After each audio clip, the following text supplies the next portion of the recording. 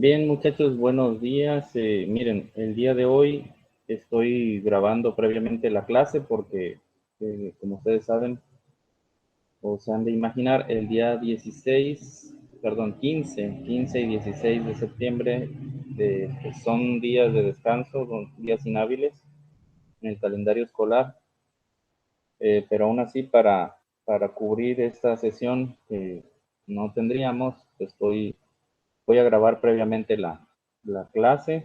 Entonces, desafortunadamente se pierden ahí que sea sincrónica, de poder preguntar y de poder, y de que podamos conversar, vaya. Entonces, les voy a poner a todos la asistencia, este, todos la van a tener, pero aún así quiero mencionar a los compañeros, a los pocos que tienen el examen, que han hecho el examen de el primer parcial. Por ahí me preguntaban de que si tienen que hacer los experimentos, bueno, sería lo ideal que hicieran sus trabajos en orden, ¿verdad? Y que los hicieran antes de hacer el parcial, ¿verdad? Pero también no dejen pasar demasiado tiempo. Eh, Voy a mencionarles aún así para ponerles la asistencia, y también mencionarles las rayitas que ustedes van acumulando de las tareas de WhatsApp, ¿sí? Únicamente mencionaré rayitas y pues lo que lleva cada uno de los compañeros. Benítez Sánchez, Vianey Natalí tiene 5 rayitas y tiene un punto. Benítez Velázquez, Cintia Beatriz, por cierto, Benítez Sánchez tiene 5 rayitas de asistencia. Benítez Velázquez, Cintia Beatriz solamente tiene 2 y 2 rayitas de WhatsApp, no tiene ningún punto. Bernal Hernández, con esta tiene 5 rayitas de asistencia y tiene 6 de tareas de WhatsApp y tiene un punto extra. Betancourt Franco Saori Guadalupe tiene con esta la quinta asistencia y tiene nada más una sola rayita de tareas de WhatsApp.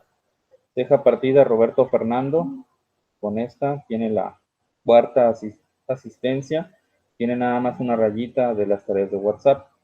Cervantes Rojano y Bet Saray, con esta es la quinta rayita de asistencia y tiene nada más una tarea de WhatsApp.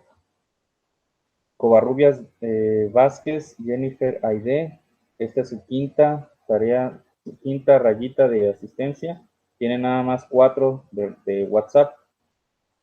Curiel Manzano Pablo Vladimir, esta es su quinta rayita de asistencia y tiene nada más 2 de tareas de WhatsApp. De la Cruz Rodríguez Denis Damián, esta es su quinta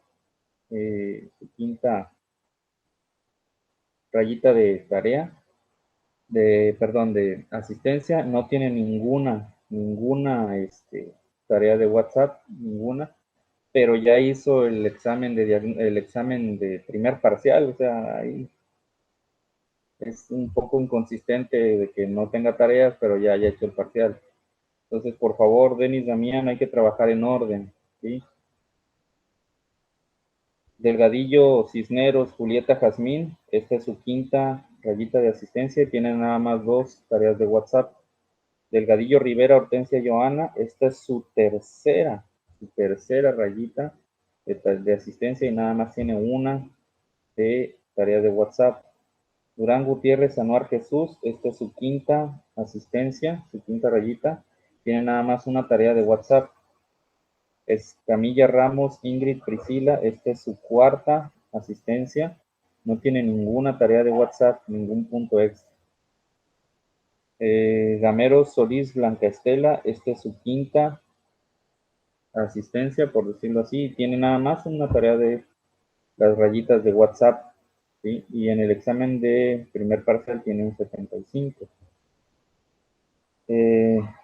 García Guerra Guillermo Santiago, esta es su quinta rayita de asistencia, tiene nada más una tarea de WhatsApp y ya hizo el parcial, sacó un 60.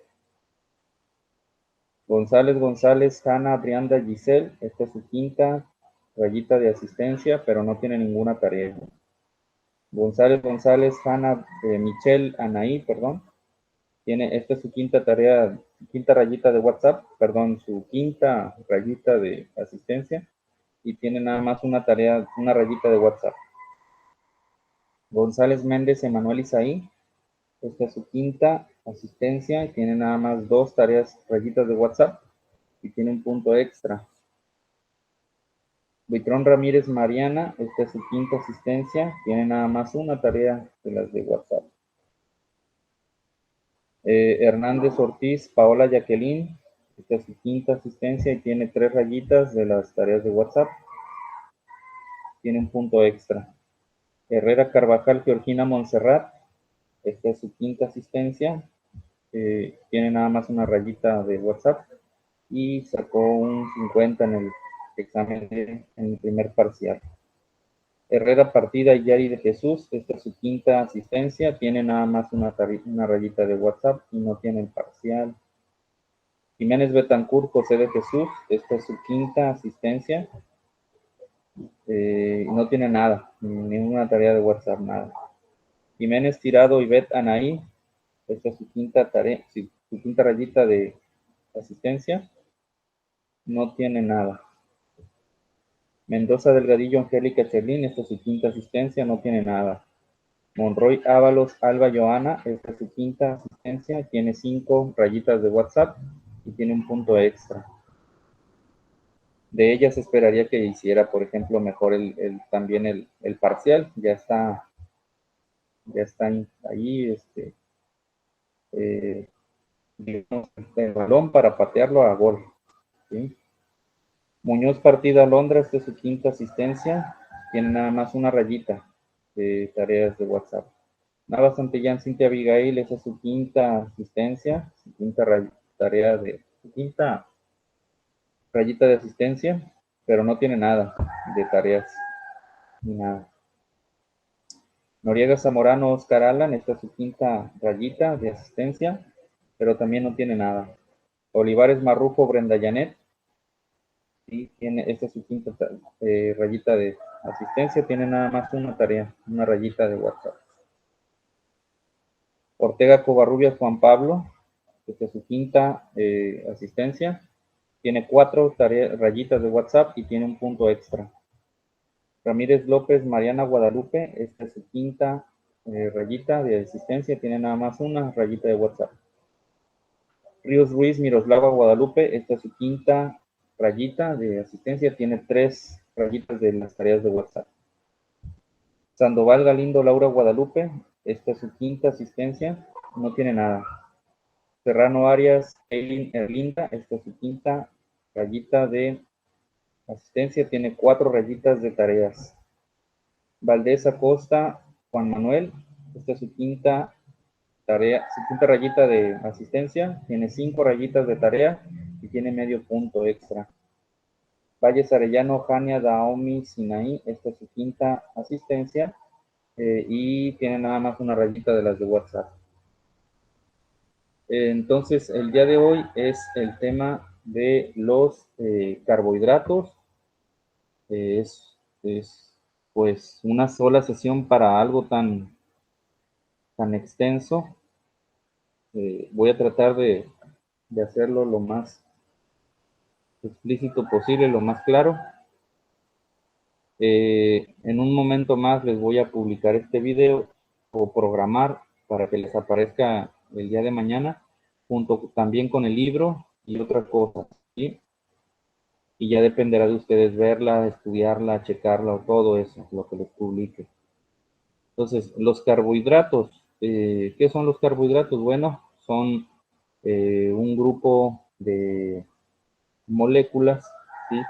Que están compuestas por carbono, hidrógeno, oxígeno, ¿sí? Llevan el nombre de carbohidrato porque se pensaba que eran moléculas de agua que acompañaban a átomos de carbono, ¿sí? De hecho, tienen esa fórmula, ¿no? La fórmula general, CN, CN, permítanme, y la fórmula del agua,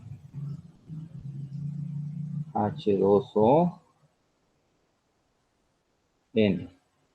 Entonces de ahí se pensó en esa fórmula, pues, que eran carbonos hidratados, por decirlo así, ¿no? Entonces,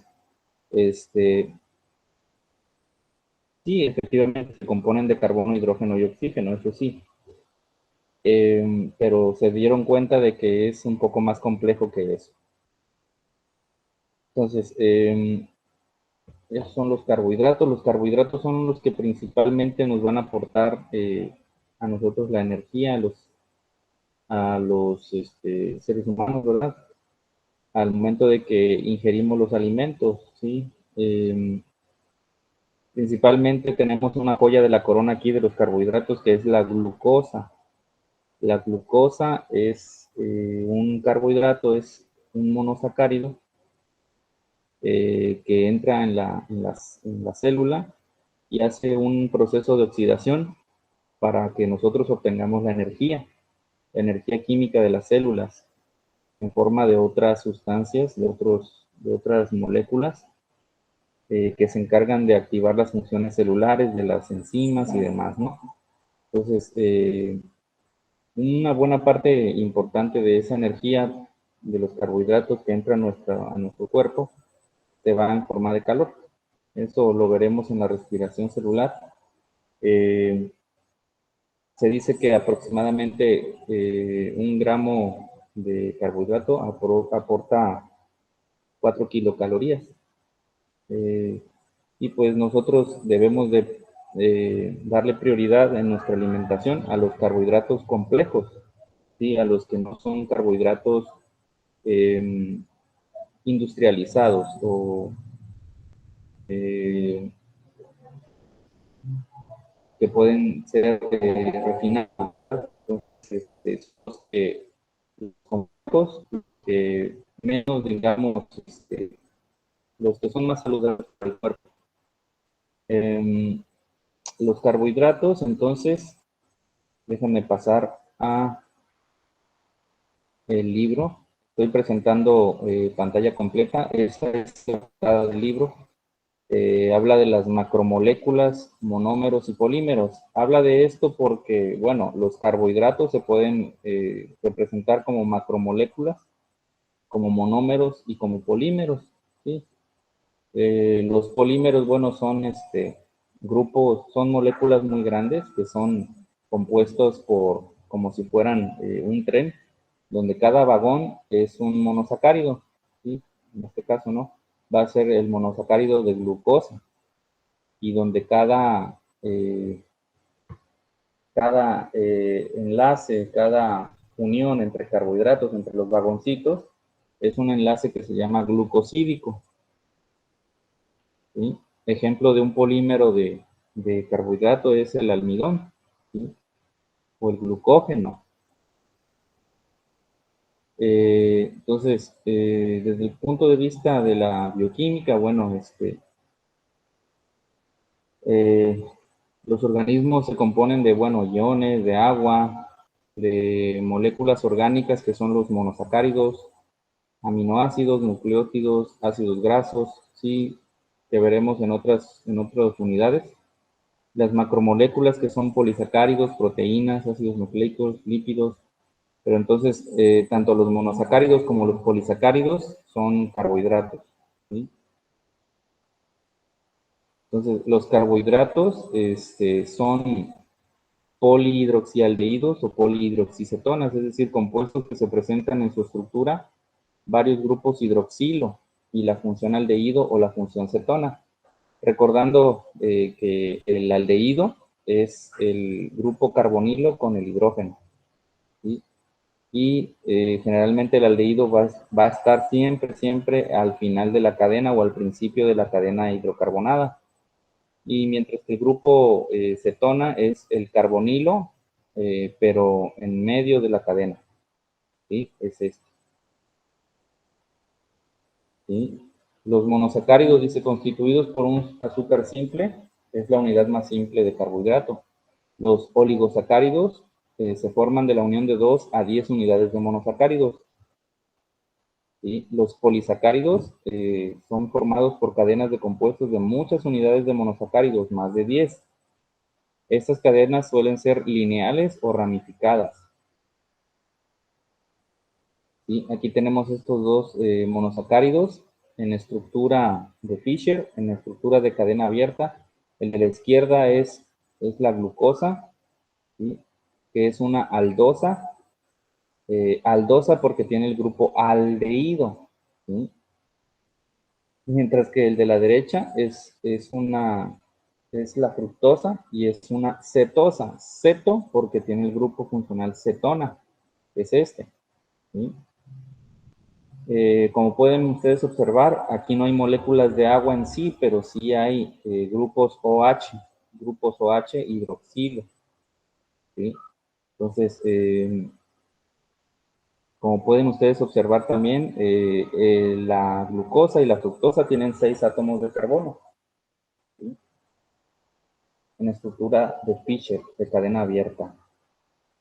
También hay otros, evidentemente hay otros monosacáridos, por ejemplo, el de de 3 carbonos, que es una acetona, hidroxiacetona, que es la ribosa, ¿sí?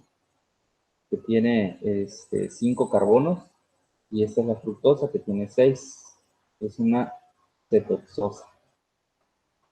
Entonces, dependiendo si tiene grupo aldehído o grupo cetona, va a ser una aldo o una ceto, ¿sí? Y también la cantidad de carbonos es triosa, tetrosa, pentosa, hexosa, eh, cetosa, tetrosa, cetopentosa, cetohexosa, ¿sí? La cantidad de carbonos y también el grupo funcional ahí juega un papel. Aldosas, por ejemplo, gliceraldehído, es una triosa. Pentosa de 5 carbonos, está la ribosa. Hexosas, como la glucosa es una hexosa, ¿sí? Y resulta, bueno, que la proyección lineal de Fischer es de cadena abierta, pero en solución, en la realidad, digamos, la forma abierta casi no se da en la naturaleza. La forma que se da en solución generalmente es así, en forma cíclica, que también se llama eh, glucosa, eh,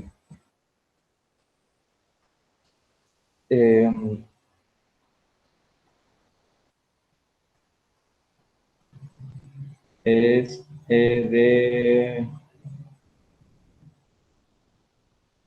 perdón, se me fue el nombre, pero es es una eh,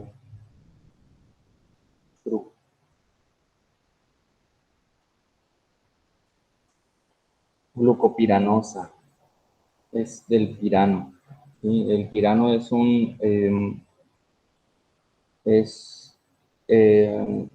en un momento más ahorita se los voy a mostrar. Esta es la de la fructosa, pero en forma cíclica. Se le conoce como proyección de Haworth, ¿sí?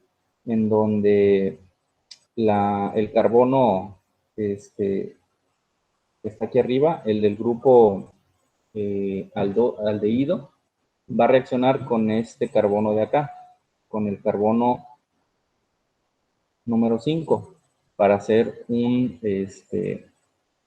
un anillo, ¿sí? En un momento más también les voy a mencionar cómo se hace la ciclación.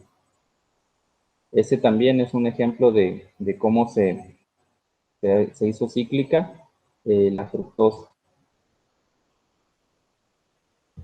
Los monosacáridos de importancia fisiológica, dice la glucosa principalmente, y conocida con el nombre de dextrosa, es el azúcar más importante, también se le llama azúcar de la sangre, ya que es la más abundante, además de ser transportada por el torrente sanguíneo a todas las células del organismo. La concentración normal de glucosa en sangre es de 70 a 90 miligramos sobre 100 mililitros. Cuando se rebasa los límites establecidos, Es uno de los síntomas de una enfermedad conocida como diabetes. Esto es en ayunas, ¿verdad?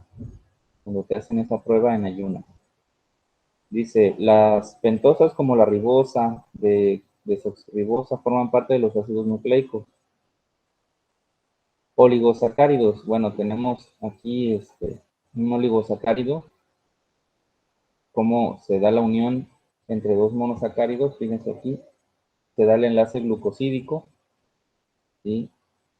Fíjense cómo es que este oxígeno está uniendo aquí entre el carbono 4 de la segunda glucosa y el carbono 1 de la primera glucosa. Hacen el enlace glucosídico y por cada enlace glucosídico que se lleva a cabo entre un par de moléculas de glucosa se libera una molécula de agua. Los disacáridos, dice, más comunes son la sacarosa, que es el azúcar de mesa, la lactosa, que viene en la leche, y la maltosa. ¿Sí? Aquí hay otro ejemplo, bueno, esta es la sacarosa, es la unión de la glucosa con la fructosa. Y aquí está el enlace glucosídico. ¿Sí? Aquí está otro, es la maltosa, es la unión de dos glucosas. Este es el enlace glucosídico 1,4, alfa 1,4 glucosídico. Alfa porque al momento de que se hace la proyección de Fischer a Howard, ¿sí? Cuando se hace cíclica, el OH puede estar en dos posiciones. Al momento de hacerlo de la glucosa, la ciclación de la glucosa, puede quedar arriba o puede quedar abajo el OH. Entonces, de tal suerte que, permítanme se los muestro,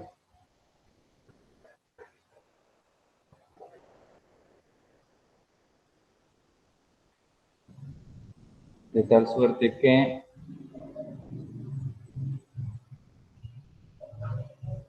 ¿sí? Cuando el OH en la ciclación en el carbono 1 queda hacia abajo, es alfa glucosa. Cuando el OH queda por arriba, ¿sí? Imaginen que el hexágono es un plano, entonces por debajo del plano queda el OH, entonces es un alfa glucosa. Y cuando el OH queda por arriba del plano, es beta glucosa. ¿Sí? Entonces eso es importante. De ahí que, por ejemplo, en la celulosa, el enlace es beta 1,4 glucosídico y nosotros carecemos de una enzima para poder romper ese enlace y por eso es que no podemos utilizar la glucosa que hay en la madera o en el algodón para alimentarnos, para obtener la energía, como la que sí podemos obtener del pan, que contiene almidón, y el almidón ese está con enlace alfa 1,4 glucosídico, que sí nosotros tenemos las enzimas para poder romper ese enlace. Y aquí tenemos otro disacárido, es entre la galactosa y la glucosa. Y aquí está el enlace. También polisacáridos. Los polisacáridos, bueno, como mencionaba antes, son la unión de varios o muchos, más de 10 monosacáridos, ¿sí? Tenemos como ejemplo la amilosa, ¿sí? Que es el 20% del almidón. El otro porcentaje, el 80% es amilopectina, que es eh, el polisacárido, pero con ramificación. La ramificación de la amilopectina es alfa 1,6 glucosídico, mientras que la cadena lineal es alfa 1,4 glucosídico. ¿Sí? Nosotros en el cuerpo tenemos un almidón, bueno, sí, un almidón animal que se llama glucógeno, ¿sí? Es el que nosotros utilizamos como reserva de energía cuando no tenemos, no nos alimentamos en más de 16 horas, por ahí 12, 16 horas, se te acaba el glucógeno y empiezas a alimentarte de las grasas, ¿sí? 24 horas sin comer y ya tus grasas se terminaron y empiezas a alimentarte de proteínas. Entonces, el glucógeno son puras glucosas en forma alfa 1,4 y en las ramificaciones alfa-1,6-glucosídico. Y tiene, dice, cada 8 o 10 unidades tiene una ramificación, a diferencia del almidón, que tiene, que es más distanciada, tiene las ramificaciones. Tiene más distanciadas las ramificaciones. La celulosa también es un almidón, pero tiene, repito, como mencionaba, beta-glucosas. Beta-glucosas. ¿Sí? Bien, hay que tomar en cuenta también algo bien importante, que los carbohidratos son producidos por las plantas. Dicen bioquímica, estudiamos las estructuras y reacciones de los químicos que ocurren en los sistemas vivientes. En este capítulo nos enfocaremos en 4 tipos importantes de biomoléculas: los carbohidratos, más adelante los lípidos, las proteínas, ¿sí? Cada una consiste de pequeñas moléculas que se unen para formar moléculas grandes. Los carbohidratos son los compuestos orgánicos más abundantes de la naturaleza. En las plantas, la energía del sol, esto es bien importante, se convierte en dióxido de carbono y al agua en el carbohidrato glucosa. O sea, utilizan las plantas el material que es los ingredientes dióxido de carbono y agua para producir carbohidrato glucosa. Muchas moléculas con la energía del sol. Muchas moléculas de glucosa se unen para formar polímeros de cadena larga de almidón que almacenan energía o en celulosa para construir la estructura de la planta. Todos los días disfrutas de polisacáridos llamados almidones en el pan y en las pastas. El azúcar común se usa para endulzar el cereal, té o café y es sacarosa. Es un disacárido que consiste de 2 azúcares simples, glucosa y fructosa. Los lípidos y proteínas también son importantes nutrientes que obtenemos de los alimentos. Los lípidos incluyen las grasas y los aceites en nuestras dietas, esteroides y colesterol. En el cuerpo, los lípidos almacenan energía, aíslan los órganos y constituyen membranas celulares. Las proteínas tienen muchas más funciones en el cuerpo, incluidas la construcción de músculo y cartílago, el transporte de oxígeno en la sangre y diferentes reacciones biológicas. Todas las proteínas están compuestas de bloques construidos de aminoácidos. Los ácidos, esos no están del tema. Bueno, los carbohidratos, dice, los carbohidratos como el azúcar común, la lactosa y la leche y la celulosa están hechos de carbono, hidrógeno y oxígeno. Alguna vez se pensó que los azúcares simples que tienen fórmula CnH2ON eran hidratos de carbono, de ahí el nombre de carbohidrato. En una serie de reacciones llamadas fotosíntesis, la energía del sol se usa para combinar los átomos de carbono a partir de dióxido de carbono, CO2, y los átomos de hidrógeno, y el oxígeno del agua en el carbohidrato glucosa. ¿Sí? 6 moléculas de dióxido de carbono reaccionan con 6 de glucosa, ¿sí? Son los ingredientes. La energía del sol la utiliza la planta para unirlos, para producir glucosa y para producir oxígeno. Una molécula de glucosa y 6 de oxígeno. O2. Dice, en nuestro cuerpo la glucosa se oxida en una serie de reacciones metabólicas conocidas como respiración celular, que liberan energía química para realizar el trabajo de las células, donde se produce dióxido de carbono y agua. El tema de la respiración celular va a ser nuestra siguiente sesión, ¿sí? Dice que regresan a la atmósfera. La combinación de la fotosíntesis y la respiración se llama ciclo del carbono, en el cual la energía del sol se almacena en las plantas mediante la fotosíntesis y se pone a nuestra disposición cuando metabolizamos los carbohidratos en nuestra dieta, ¿sí? Entonces, todo inicia aquí con la energía del sol, que es absorbida por las plantas, ¿sí? Entonces, las plantas utilizan esa energía para construir sus funciones y todo eso, para hacer su cuerpo y demás. Vienen los animales que se comen las plantas o nosotros mismos y aprovechamos esa energía química para tener nuestras funciones, para hacer, eh, para, para nuestras funciones en la célula, ¿verdad? Y para poder vivir. Entonces, es igual si nos alimentamos de un trozo de res, por ejemplo, bueno, esa res obtuvo la energía a partir de los carbohidratos de las plantas que comía. Entonces nosotros estamos indirectamente obteniendo también esa energía al comer la res. Entonces liberamos en cada exhalación dióxido de carbono y agua, ¿sí? Que es justamente lo que necesitan las plantas como ingredientes para vivir, más la energía del sol, ¿verdad? Bueno, como les mencionaba, los monosacáridos son azúcares simples que tienen una cadena no ramificada de 3 a 6 átomos de carbono. Bueno, eso ya ustedes lo van a checar. Yo ahorita les voy a poner algunos videos para que también no se me aburran mucho. Voy a volver a dejar de compartir pantalla completa y les voy a compartir ventana. Hay mucha pasta, mucha información para esta unidad. Nosotros en clases presenciales le daríamos aproximadamente un mes más o menos para abordar esta unidad.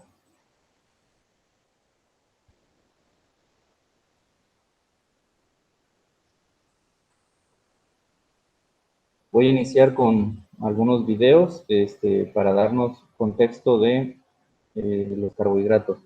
También, muchachos, voy a poder hacerles comentarios durante los videos y les voy a poner estos mismos videos, algunos de ellos, en el Classroom para que los vean con más calma también y con más calidad de audio y de video.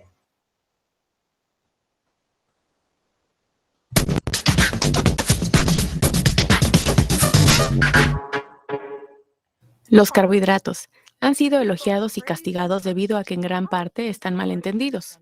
Cuando digo la palabra carbohidrato, usted probablemente imagine un pan, arroz y papas, y está en lo correcto, pero estaría en lo correcto si frutas o verduras o arroz integral vinieran a su mente. Y todavía estaría en lo correcto si pensara en azúcar, miel o mermelada o incluso un vaso de leche. Esto sucede porque muchos alimentos son fuentes de carbohidratos y eso también es bueno, ya que cuando se trata de mantener su motor en marcha, los carbohidratos desempeñan un papel importante. Obtenemos nuestros carbohidratos de una amplia gama de alimentos, pero claramente algunos de ellos son más saludables para nosotros que otros. Por eso a veces hablamos de carbohidratos buenos o malos. Los carbohidratos buenos son los que consideramos menos procesados, alimentos como frutas, verduras, productos lácteos, frijoles y granos enteros. Los productos lácteos proporcionan carbohidratos en forma de azúcares naturales, y estos buenos carbohidratos proporcionan más que energía para el cuerpo. También pueden proporcionar vitaminas, minerales, fibra y antioxidantes naturales. Por otro lado, los carbohidratos altamente procesados y refinados y alimentos como azúcar, pasteles y panes de harina blanca, cereales y galletas tienen poco que ofrecer al cuerpo más allá de simplemente calorías. Así que debemos concentrarnos en los carbohidratos buenos tanto como podamos, ya que muchos otros nutrientes saludables vienen con ellos. A veces las personas me preguntan cuántos carbohidratos deben comer cada día. No es una pregunta fácil de responder. No todos necesitan la misma cantidad, ya que en parte depende de cuántas calorías queme al día y qué tan activo sea. En términos generales, se sugiere que usted reciba aproximadamente la mitad de sus calorías de carbohidratos, pero si hace mucho ejercicio por largo tiempo, puede que necesite un poco más. Y si se corta su ingesta a mucho menos del 50%, corre el riesgo de no tener suficiente combustible para mantenerse. Es muy fácil calcular sus necesidades. Si necesita 1.600 calorías al día, la mitad de sus calorías deben ser de carbohidratos, que en este caso serían 800. Ya que cada gramo de carbohidrato tiene 4 calorías, eso se traduciría en unos 200 gramos de carbohidratos que debe comer por día. Pero tenga en cuenta que usted podría comerse su presupuesto de carbohidratos bastante rápido si la mayoría de sus carbohidratos provienen de alimentos menos saludables como postres, refrescos, pan, galletas y papitas fritas. Así que ojo con los carbohidratos. Las frutas, verduras, granos enteros, frijoles y productos lácteos deben ser las principales fuentes de carbohidratos en su dieta. Bien, como menciona entonces el video, es muy importante tomar en cuenta los carbohidratos que consumamos, que de preferencia deben de ser eh, menos procesados, ¿sí? Más complejos, es decir, más polisacáridos, ¿sí? Más polisacáridos que monosacáridos, polisacáridos. Precisamente los azúcares reductores son los monosacáridos, los que son más rápidamente absorbidos por el cuerpo. y para ello también en esta unidad se hace una práctica de laboratorio que es identificar azúcares reductores, que en un momento más se los voy a poner aquí. Es imposible que lo podamos hacer. Eh, bueno, necesitamos los equipos de laboratorio y también un reactivo especial que no contamos con él.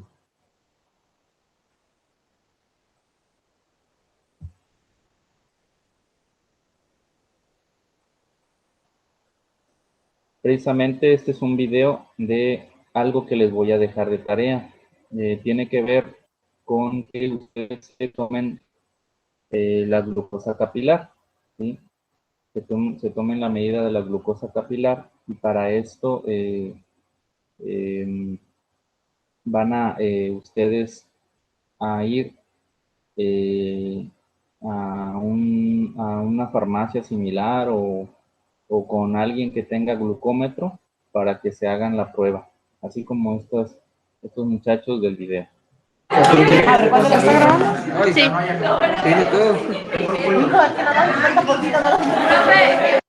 Perdón, este no es el video correcto. Este es una práctica precisamente para identificar azúcares reductores de varias muestras. Este no es el video correcto, una disculpa.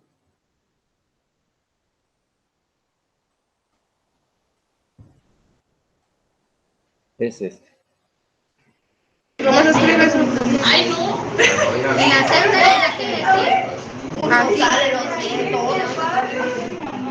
Es Es el de la A ver, toca churrante. Yo voy a hacer otra vez. Ah, ya la hija de salió. A ver si me sale. No, si le vuelven a picar. Es cabrón, la quiero quitar con ese. ¿Dónde consigo? Ay, no sale. Poquita. Otro piquete. Con esa ya alcanza. Ya te puedes. ¿Dentro algodón? ¿Nadie más falta ya? 82. También es normal. Nadie salió bajo. ¿No comiste ya este? No. Todos bien altos. O como este. Aparte que no vale nada. Ok, Julio. Si yo no me Limpiando el dedo. ¿Ya lo lees? ¿Estás nervioso, no me? ¿Ya cambiaste la aguja? Ok. No, yo No quiero ver. Güey.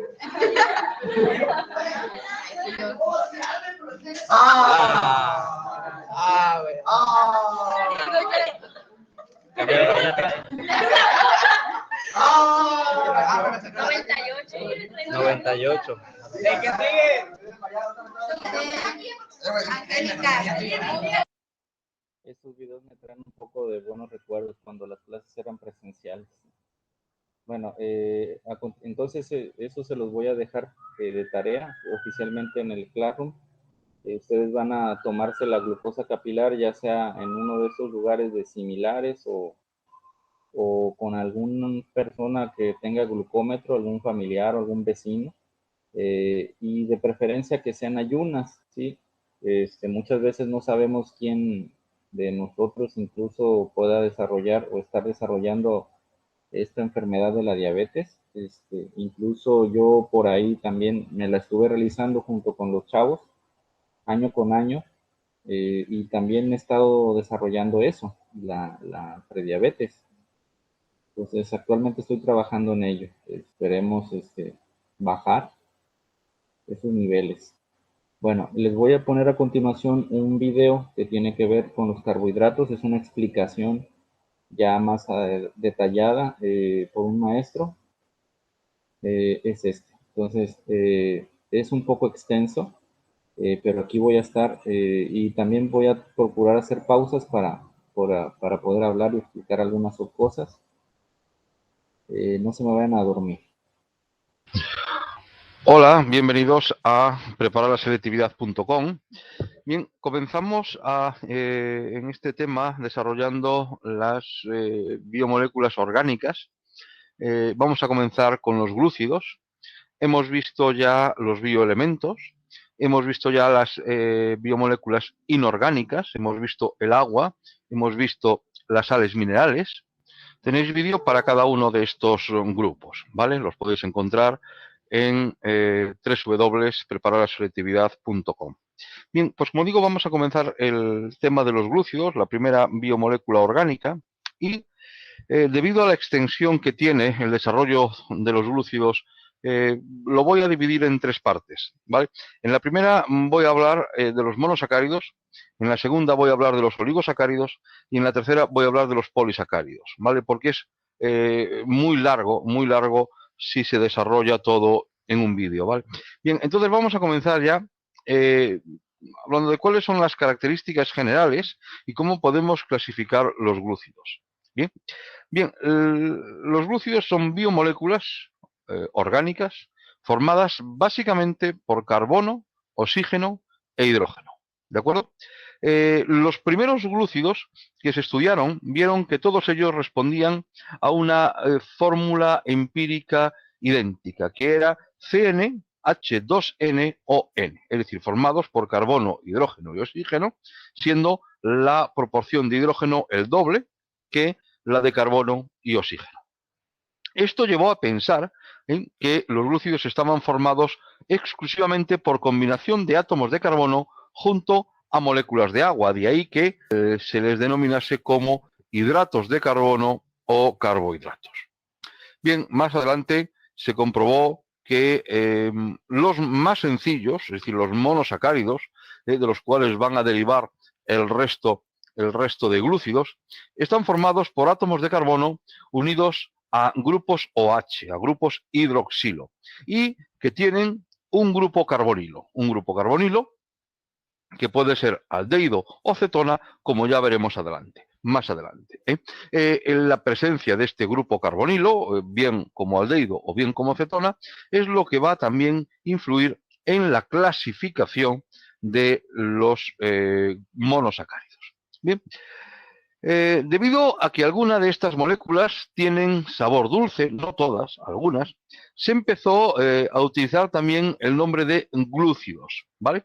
El nombre de glúcidos viene de la palabra griega glikos, que significa dulce.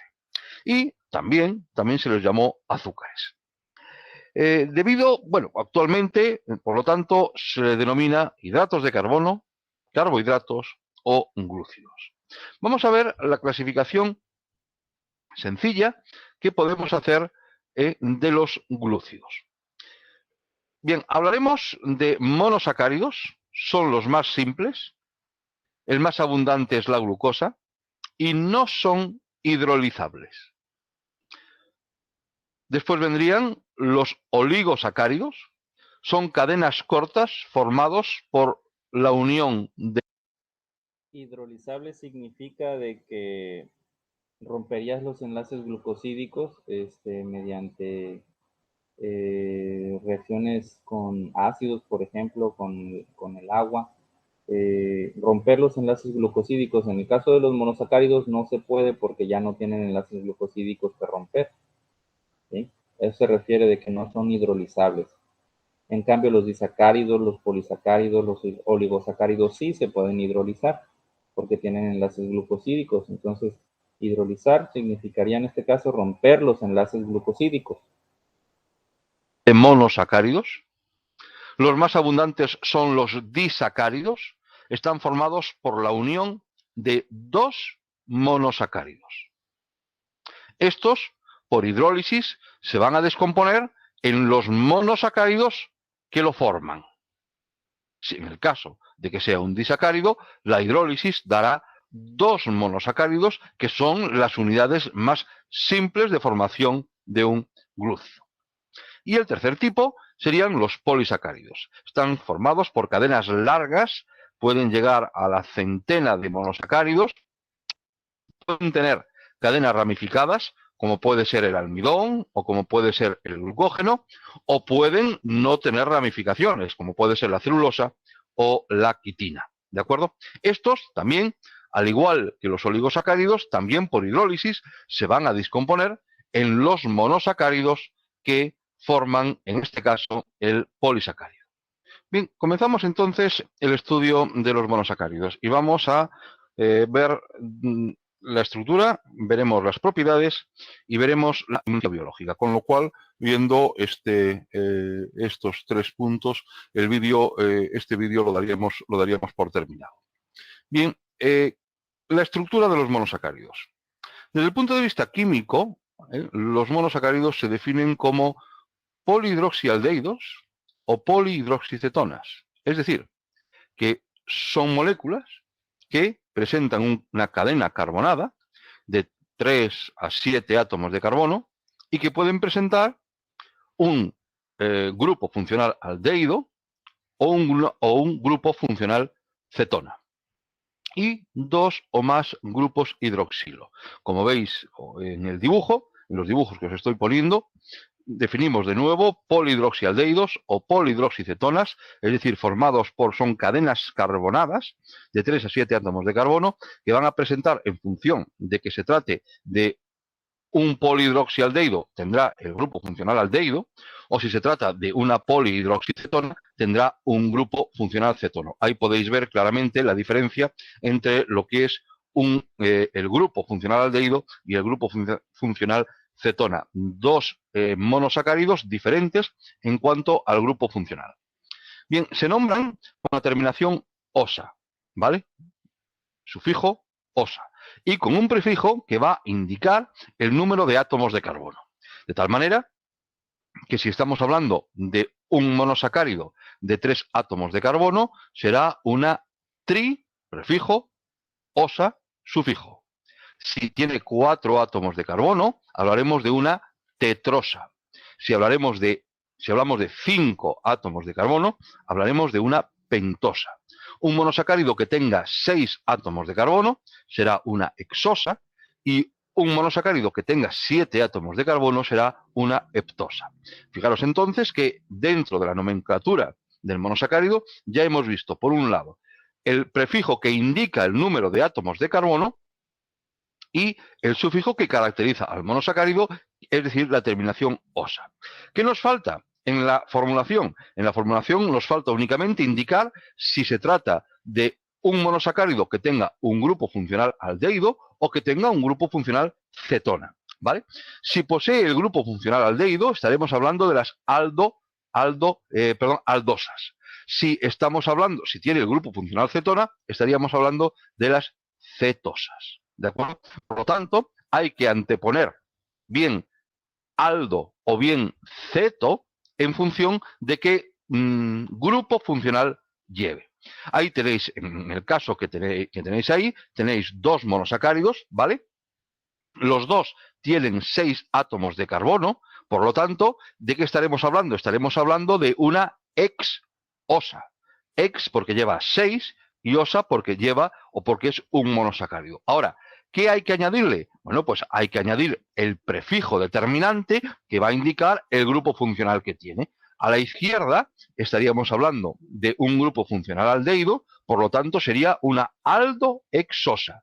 Y a la derecha tenemos un grupo funcional cetona, que estaremos hablando de cetohexosa. ¿De acuerdo? Ya veremos más adelante la posición que tiene dentro de la molécula de monosacárido el grupo funcional, bien si se trata de un grupo aldehído o bien si se trata de un grupo cetónico, ¿vale? Pero ahí veis claramente definido en esta imagen lo que es un polihidroxialdehído, polihidroxi, ¿por qué? Porque tienen varios grupos hidroxi, lo veis tanto en la aldohexosa como en la cetohexosa, son cadenas carbonadas formados por átomos de carbono, una secuencia de átomos de carbono de 3 a 7 y que ambas van a presentar o bien el grupo funcional aldehído o bien el grupo funcional cetónico, es decir, el grupo llamado carbonilo, ¿vale?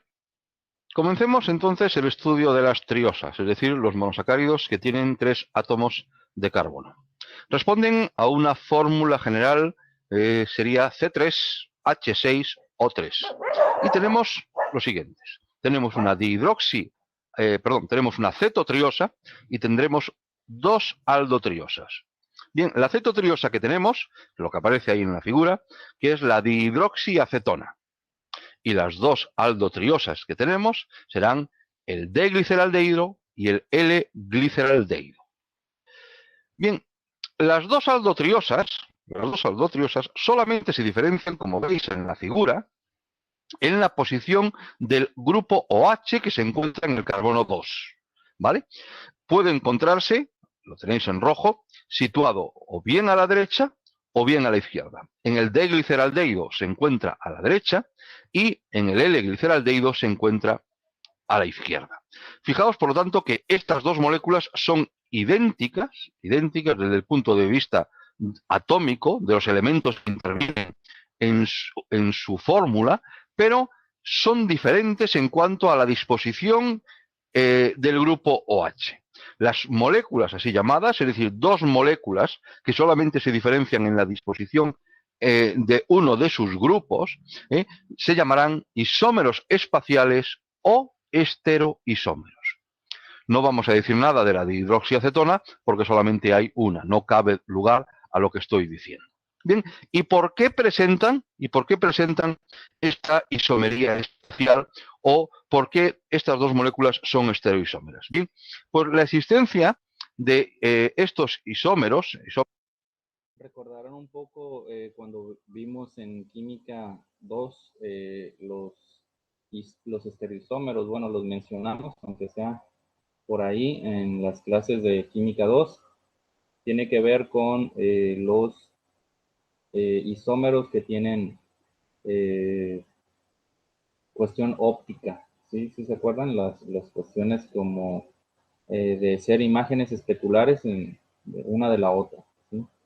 Isómeros espaciales se deben a que el carbono 2 es un carbono asimétrico. ¿Qué significa que el carbono 2 sea un carbono asimétrico? Bien, pues significa que sus cuatro sustituyentes, sus cuatro radicales, son diferentes. Si se fijáis, los cuatro radicales que se encuentran unidos al carbono 2 son totalmente diferentes.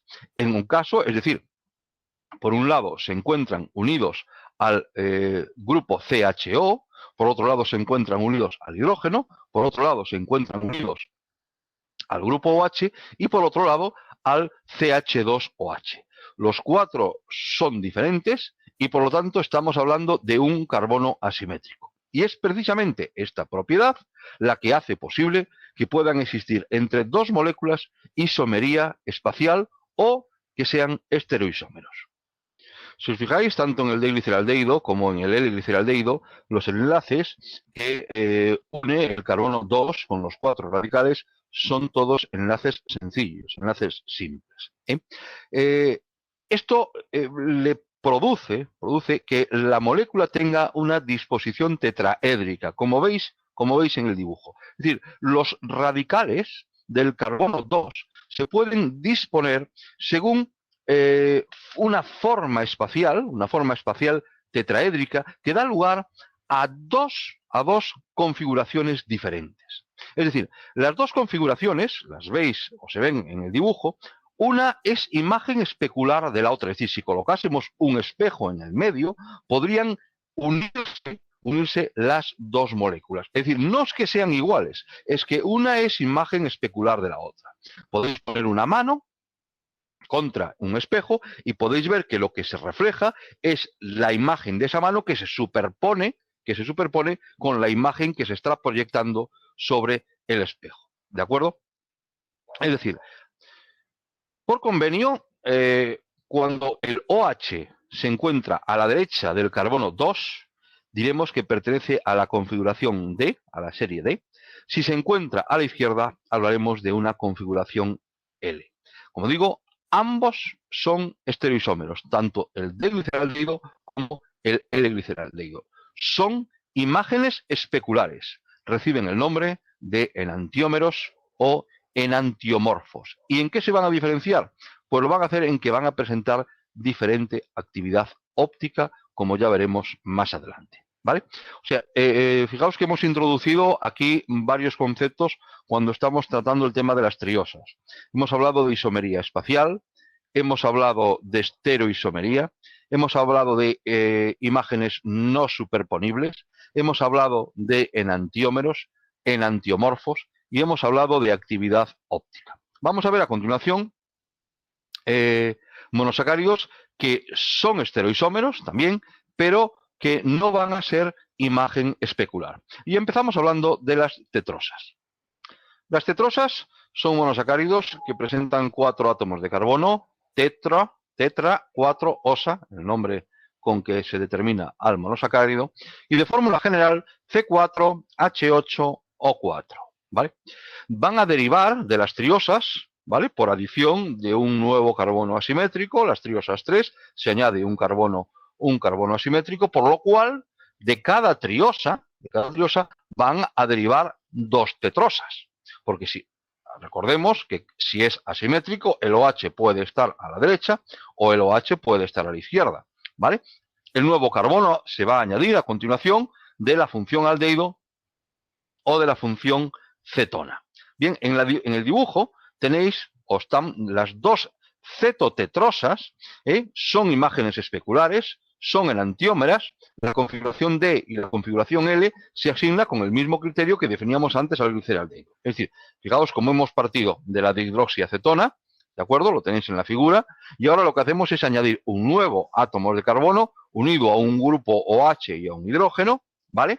Que va a ser asimétrico. Es decir, el OH se puede encontrar a la derecha y el OH se puede encontrar a la izquierda. Bien, si el OH se encuentra a la derecha, bueno, el monosacárido en cuestión es la eritrulosa, ¿vale? Pero si el monosacárido se encuentra, si el OH se encuentra a la derecha, estaremos hablando de la D-eritrulosa, y si el OH se encuentra a la izquierda, estamos hablando de la L-eritrulosa. ¿Veis cómo a partir de una triosa van a aparecer 2 tetrosas? Lo mismo va a ocurrir con las dos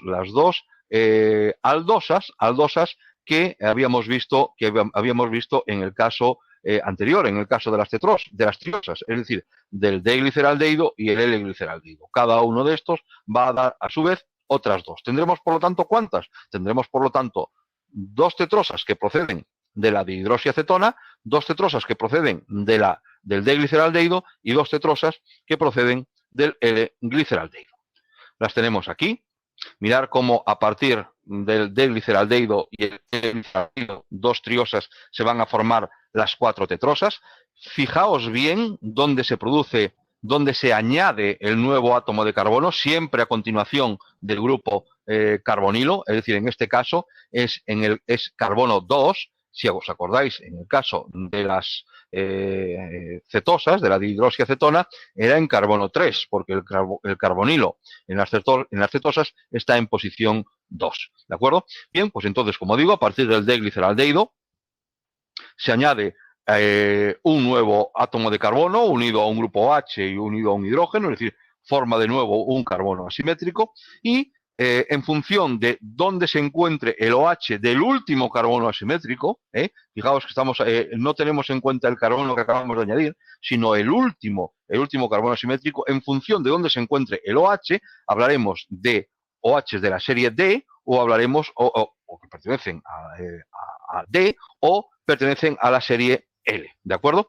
Bien, en cuanto al digliceraldehído, toda la secuencia de la serie D, es decir, si estamos hablando, como veis ahí, de la aparición de la eritrosa o de la treosa, ¿vale? Es decir, fijaos que el OH del carbono 3 queda fijo, se encuentra a la derecha, porque así hemos partido del D-gliceraldehído, pero como hemos añadido un carbono 2 justo debajo del grupo carbonilo, y ese carbono puede presentar tanto el OH a la derecha como el OH a la izquierda, nos va a presentar 2 nuevos monosacáridos, ¿vale? Los 2, repito, que quede esto claro, pertenecen a la serie D, porque que pertenezcan a la serie D lo marca el último carbono asimétrico. Entonces, si el nuevo carbono que hemos añadido tiene el OH a la derecha, estamos hablando de la D-eritrosa, con el OH a la izquierda estamos hablando de la D-treosa. Lo mismo ocurre con el L-gliceraldehído.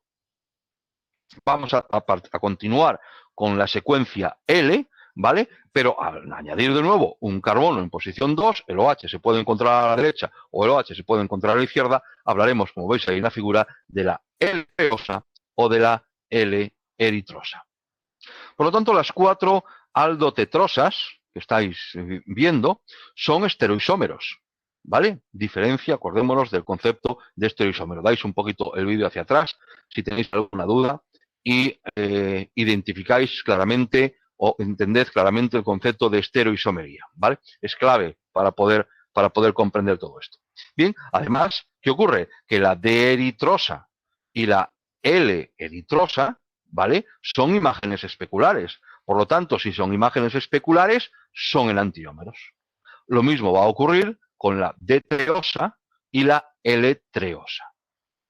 De nuevo nos sale el concepto de estereoisómero, de nuevo nos sale el concepto de imagen especular, el concepto de enantiómero. Por convenio, cuando haya dos o más carbonos asimétricos en un monosacárido, se asigna la configuración D, es decir, el D-gliceraldehído, la D-eritrosa, la D-treosa, observando el último carbono asimétrico y que el OH del último carbono asimétrico se encuentre a la derecha. De la misma manera que hablamos de la derecha, si el OH se encuentra a la izquierda, estaríamos hablando de la serie L. Bien, espero que esté entendido. Pasamos a las pentosas, que son monosacáridos con 5 átomos de carbono. De fórmula general C5H10O5, acordémonos que CN, H2N o N, se obtienen a partir de las tetrosas, por lo tanto, tendremos 4 cetopentosas. Acordaos que teníamos dos tetrosas, 2 cetotetrosas, por lo tanto vamos a tener ahora 4 cetotetrosas, y como teníamos 4 aldotetrosas, vamos a tener 8 aldopentosas. ¿De acuerdo? Las de mayor importancia biológica, podemos decir que serán la D-ribosa, que es una aldopentosa, y la D-ribulosa, es decir, una cetopentosa. Como ejercicio, si queréis, podéis descubrir o deducir todas las pentosas a partir de las tetrosas que hemos visto en el apartado anterior. Recordar que pentosas, el número de pentosas que se van a formar a partir de las tetrosas son 12. 4 cetopentosas y 8 aldopentosas. Bien, continuamos con las exosas. Aquí ahora tenemos ya monosacáridos de 6 átomos de carbono. Fórmula general C6H12O6 y vamos a tener 8 cetoexosas. 8 cetoexosas, ¿por qué? Porque teníamos 4 cetopentosas. Y vamos a tener 16 aldoexosas. Y tenemos 16 aldoexosas porque vamos a tener 8 o teníamos 8 aldopentosas. Recordar que siempre se añade un carbono asimétrico por debajo del grupo carbonilo y eso produce que a partir de un monosacárido se van a formar 2 monosacáridos, uno con el OH a la derecha y otro con el OH a la izquierda. De ahí que si había 4 cetopentosas, vamos a tener 8 cetoexosas. Y si teníamos 8 aldopentosas, vamos a tener 16 aldoexosas. Las de mayor importancia biológica serán la de glucosa, la de galactosa y la de fructosa. Las dos primeras son aldoexosas, la de glucosa y la de galactosa, mientras que la de fructosa es una cetoexosa. En el dibujo tenéis las secuencias, las fórmulas de todas estas estructuras. Bien, hasta ahora habéis visto los dibujos de todos los monosacáridos en el plano, ¿vale? Vamos a comenzar a desarrollar la estructura de los diferentes monosacáridos para llegar a su geometría real, que va a ser una geometría espacial. Bien, comenzamos entonces lo que es la ciclación de los monosacáridos. Como digo, como acabo de decir, el sistema, lo que hemos utilizado hasta ahora, ha sido representarlas en el plano, los diferentes monosacáridos, sobre el papel, ¿vale? A esta estructura que representa en el plano a los diferentes monosacáridos, se denomina estructura o proyección de Fischer, ¿vale? Muestra moléculas que son de estructura abierta, pero que no reflejan la realidad de la geometría de la molécula. Experimentalmente se ha comprobado que cuando los monosacáridos de 5 o más átomos de carbono que se encuentran en disolución acuosa, es decir, los líquidos biológicos, la mayoría de las moléculas no tienen esta estructura abierta, sino que tienen estructura ciclada, estructura cerrada. Forman o bien anillos pentagonales o bien anillos hexagonales. Ya veremos cómo se denominan estos anillos. La formación de estos anillos se va a producir, vamos a estar ahora atentos, se va a producir cuando se produce la reacción entre el grupo carbonilo del grupo aldehído o grupo cetona, en función de qué tipo de monosacárido vayamos a ciclar, con el OH del último carbono asimétrico de la molécula. Lo tenéis, está colocado ya en el dibujo. Es decir, para la formación del anillo va a reaccionar el carbonilo con el OH del último carbono asimétrico. Por lo tanto, se va a establecer un enlace entre el OH del último carbono asimétrico con el carbono 1, si estamos hablando de una aldohexosa, o con el 2 si estamos hablando de un monosacárido que tenga por grupo funcional el grupo cetónico. Se establece, por lo tanto, un enlace entre los carbonos que reaccionan y que dan lugar a una estructura cíclica. Como consecuencia de este enlace, ¿vale?, el grupo carbonilo, y repito de nuevo, carbono 1 en la aldosa, carbono 2 en las cetosas, se convierte también en un carbono asimétrico, como podéis ver, como se puede ver en la figura. Aparecen, por lo tanto, dos nuevos estereoisómeros que le llamaremos anómeros, ¿vale? Estos dos estereoisómeros aparecen desde el momento en que se produce la reacción entre el OH del último carbono asimétrico con el grupo funcional, bien sea aldehído o bien sea cetona. En un caso será el carbono 1, en otro caso será el carbono 2. Vamos a ver algún ejemplo de esto. Veremos un ejemplo tanto de una hexosa como de una cetosa. Bien, vamos a ciclar la D-glucosa. La D-glucosa, al ser una aldohexosa, pues va a reaccionar el último OH del carbono asimétrico, es decir, el del carbono 5, con el grupo funcional que se encuentra en el carbono número 1. Bien, ahí tenéis, por lo tanto, la secuencia de los pasos que tienen lugar para llevar a cabo la ciclación, y veis que la D-glucosa en el medio, cuando se produce la reacción, ¿qué es lo que ahí reacciona? El hidrógeno, veis cómo va al oxígeno del grupo funcional, y bien se puede formar a la izquierda o el anómero alfa, o bien se puede formar el anómero beta, ¿vale? Eso ya se los mencioné hace un momento. Se me acaba de ocurrir precisamente la tarea también que les he dejado en ocasiones a generaciones atrás, la de hacer plana de la molécula de glucosa en estructura Fischer, y también hacer plana de la estructura de la glucosa en forma de anillo. Entonces, eso se los pienso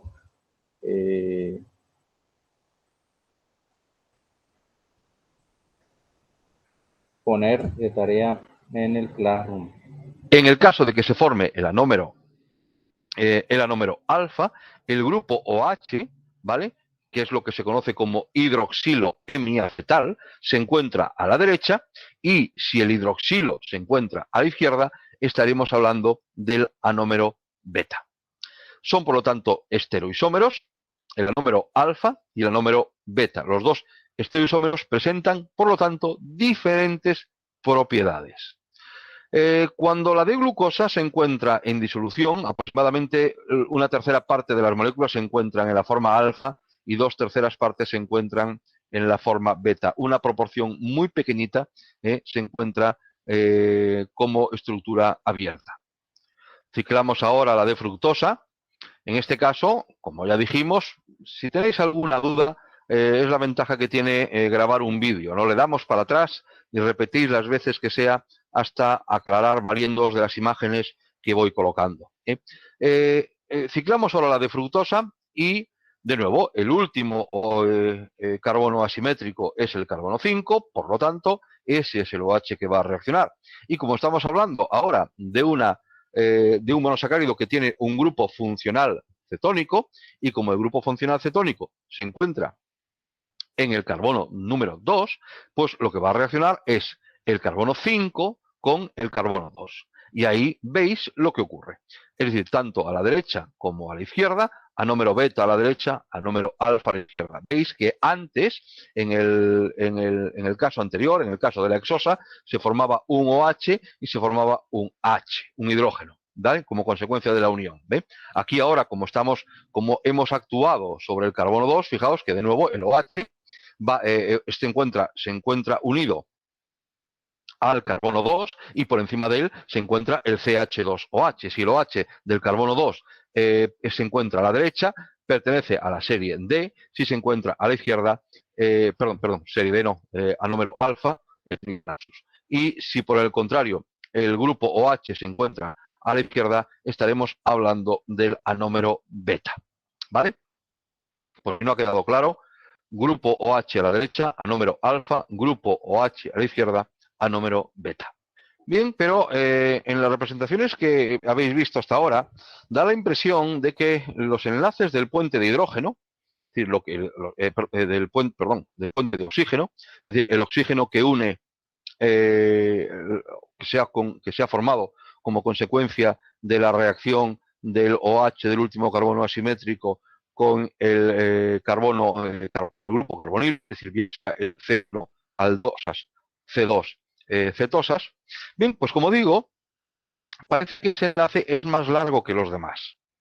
Pero esto no refleja lo que es la realidad, es decir, que los enlaces realmente no presentan la diferencia que da a simple vista parece cuando hemos representado la ciclación anterior. Este problema fue subsanado por Haworth, quien ideó un nuevo sistema de proyección. Los anillos se van a ver en perspectiva y de esta manera sí podremos ver cómo las longitudes del enlace sí son ya iguales, ¿vale? Fijaos en la secuencia que partimos de la molécula abierta, es decir, en este caso podéis ver ahí en la figura una D-glucosa. A continuación, proyectamos la molécula sobre el plano, la giramos 90 grados, como estáis viendo en la figura. Los grupos OH que se encontraban a la derecha en los carbonos asimétricos quedan hacia abajo y los que estaban a la izquierda quedan hacia arriba. Lo podéis ver en esta figura número 2. A continuación, se produce un pliegue en la molécula, como si fuese una varilla, como si fuese algo que puede ser articulado, en los puntos donde se encuentran los átomos de carbono. Se mantiene la posición de los hidrógenos y se mantiene la posición de los grupos OH. En el carbono 5 existe un OH hacia abajo, un hidrógeno hacia arriba y el carbono beta está en posición horizontal. Lo tenéis reflejado en la posición, en la figura que está ahora mismo colocada. Repito de nuevo, la molécula se pliega como si fuese una varilla, ¿vale? Se pliega en los puntos donde se encuentran los átomos de carbono, se mantiene manteniendo la posición de los hidrógenos y la de los OH. Y en el carbono 5, fijaos donde está el carbono 5, existe un OH que puede estar hacia abajo, bueno, ya veremos que puede estar hacia abajo o hacia arriba, y un hidrógeno hacia arriba. El carbono beta está en posición horizontal.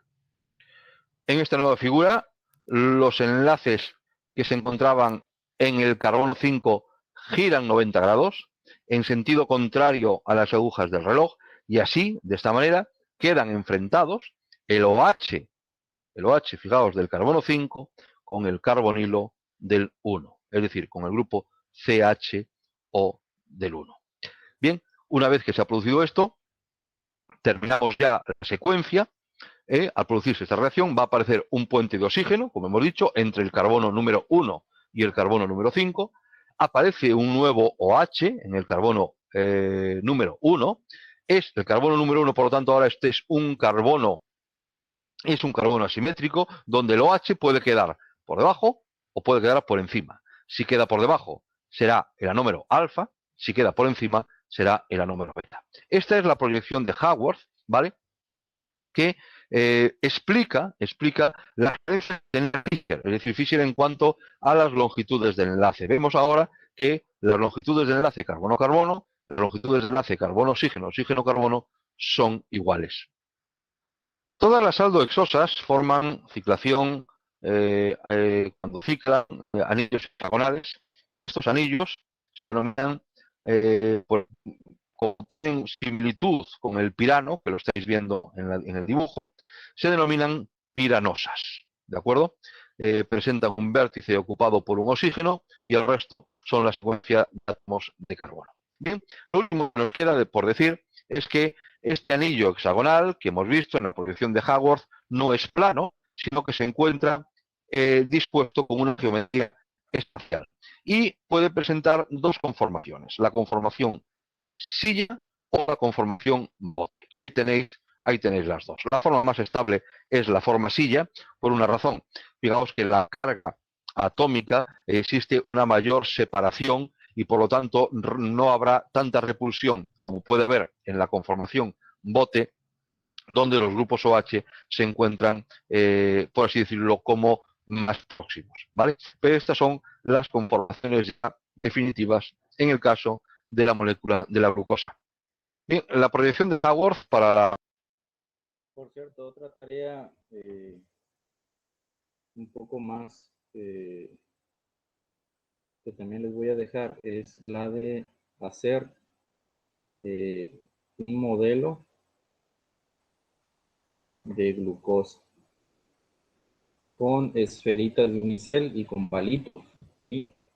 Donde les recomendaría ampliamente que utilicen el modelo de silla, ¿sí? Este modelo de silla, proyección de silla.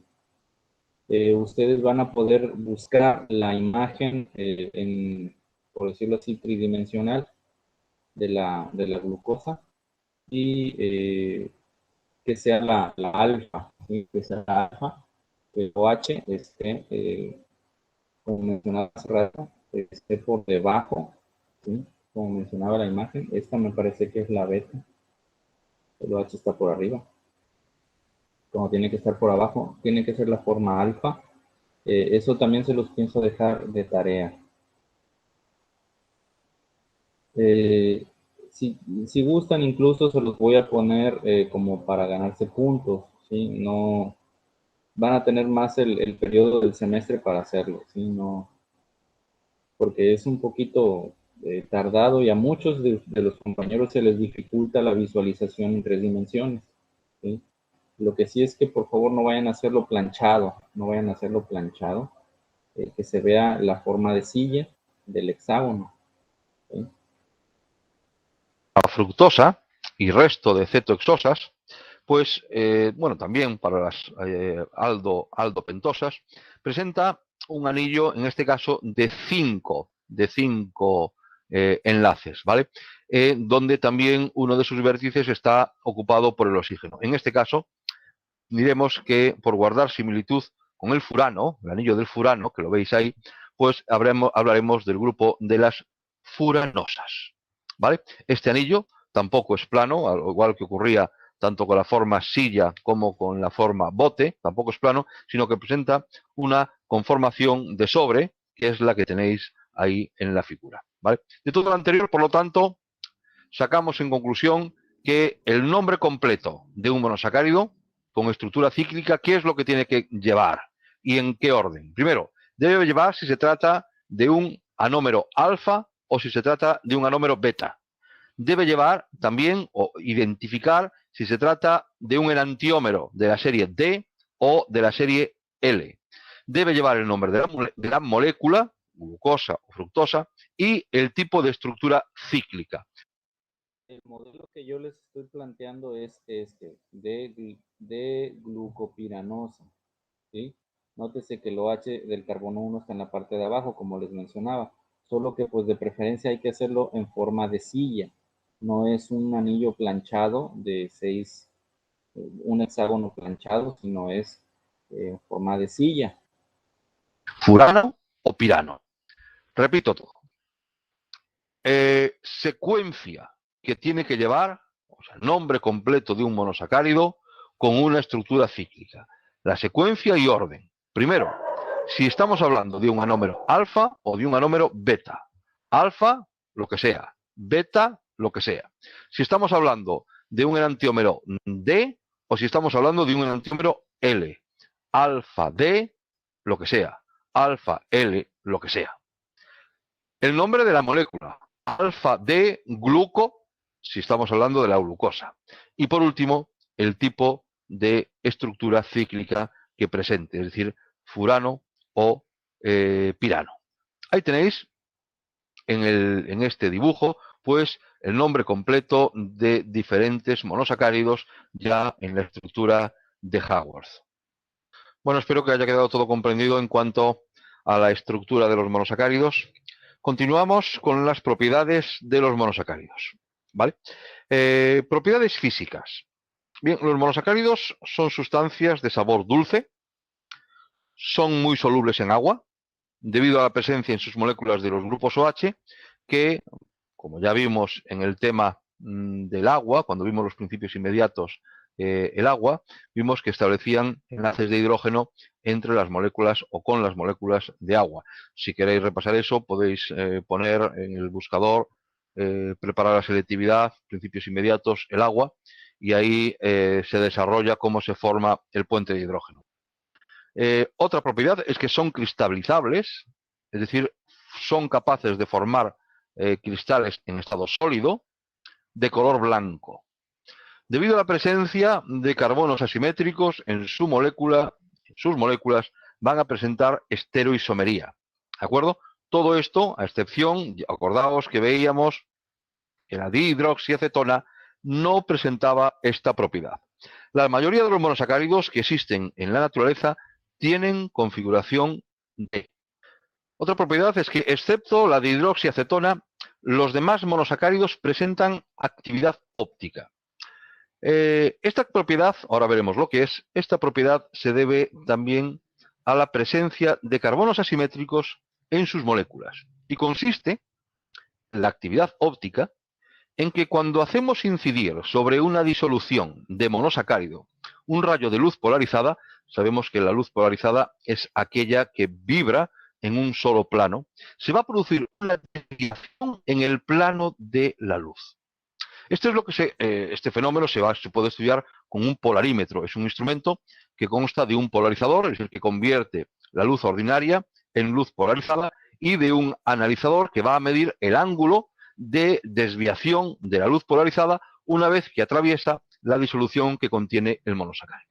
Bien, lo vemos perfectamente bien en el dibujo que tenéis ahora mismo delante. Si el plano de polarización, ¿vale?, se desvía hacia la derecha, estamos hablando de una molécula dextrógira y se simboliza colocando el signo más delante del nombre del monosacárido. Si el plano se desvía hacia la izquierda, estaremos hablando de una molécula levógira y se simboliza con el signo menos. ¿De acuerdo? Entendido, por lo tanto, lo que es actividad óptica, es decir, capacidad de desviar el plano de la luz polarizada bien a la derecha o bien a la izquierda. Los estereoisómeros, que son imagen especular, recordemos que eran los enantiómeros, por ser parado, desvían la luz polarizada el mismo ángulo, pero en direcciones opuestas. Si uno es destrógiro, el otro es levógiro. Por ello, hablamos de que son isómeros ópticos. Fijaos lo que decíamos, que tenían propiedades diferentes. Ahora bien, no siempre el enantiómero de configuración D es destrógiro, y no siempre el enantiómero L es levógiro. La configuración, ¿esto para qué? Para que quede claro que la nomenclatura o la configuración D o L nada tiene que ver con la actividad destrógira o la actividad levógira. Ejemplo, la D-fructosa puede ser levógira. La nomenclatura sería la D menos fructosa. Y su enantiómero, es decir, la L-fructosa, puede ser destrógira. Es decir, la L más fructosa. ¿De acuerdo? ¿Se entiende bien esto? La mezcla equimolecular de los enantiómeros de una molécula no desvían el plano de luz polarizada. Por ello, a esta mezcla se le denomina mezcla racémica. nuevo concepto.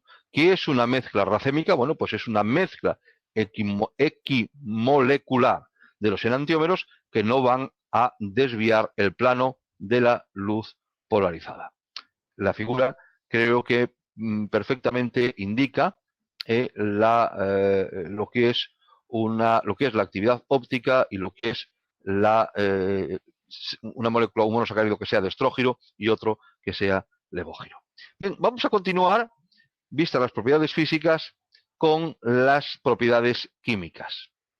La primera es la capacidad reductora, y esta propiedad va a servir para, de hecho, de prácticas en laboratorio, para poder identificar monosacáridos, aquellos monosacáridos que sean reductores. Vamos a verlo. Bien, el grupo carbonilo del carbono 1 en las aldosas y, lógicamente, del carbono 2 en las cetosas, como ya hemos visto, puede oxidarse siempre que esté presente un agente que acepte los electrones que ahí se van a producir.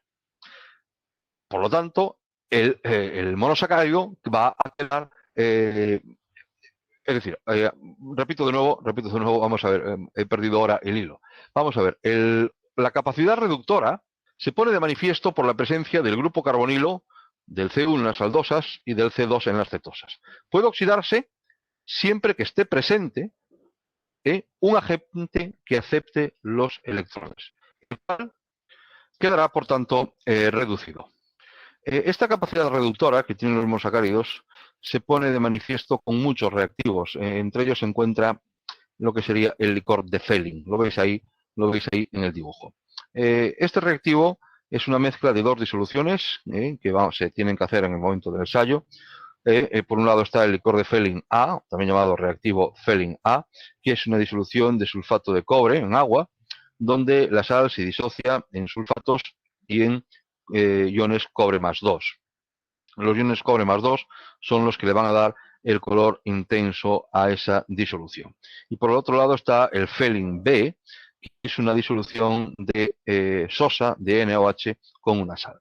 De tal manera que si a un tubo de ensayo que contenga una disolución con un monosacárido se le añade este reactivo, cuando se calienta se observa que el tubo aparece un precipitado de color rojo ladrillo.